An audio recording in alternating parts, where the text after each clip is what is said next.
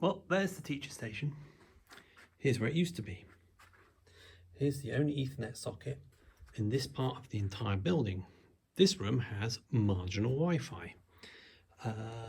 So the correct thing to do would be to pay someone to come in and install Ethernet somewhere over there. Very expensive, time consuming. What can I do with this? If the trunking had come from the ceiling, I might have been tempted to pull the cable back and then put an access point in the ceiling. But as you can see, this particular one comes through the wall because it's coming from a very far away socket cabinet miles away. So I'm going to use the U7, the Ubiquiti U7 In Wall Wi-Fi access point. Okay, I've unscrewed the faceplate, and because I've only got one and it's already pre-terminated and the back box seems to be deep enough, I'm actually just going to plug a tiny patch cable in and have it come out through. That way this is also reversible. Okay, this is a little disappointing, but unique to my scenario is it interferes with the power sockets, and even if I were to obscure them, it still won't sit. So I've mounted it horizontally.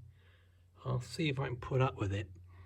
I also reorientated the socket down there to make more room, but there should be plenty there. Access point will connect like that. This is just some old patch cable.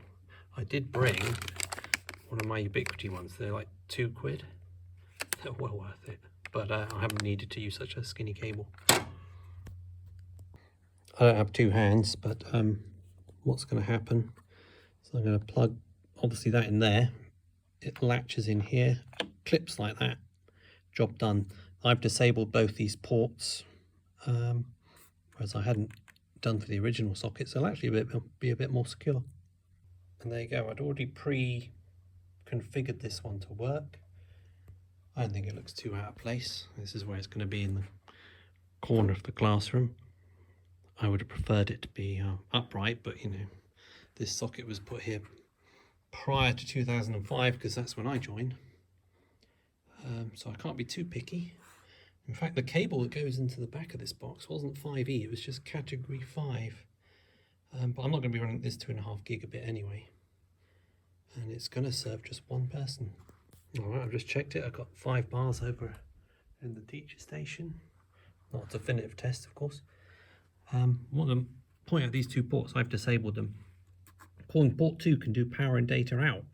So if you wanted, you could still have like a telephone handset or regular data out of this one. So you know, you don't even have to sacrifice the port. But this whole thing, even with me going downstairs to check the cabinet and making sure it's connected to a PoE switch, we're talking 15-20 minutes.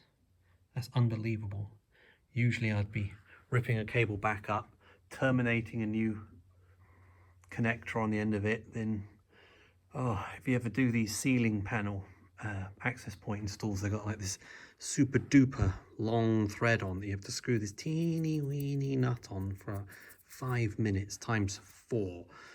Yeah, so very happy individual.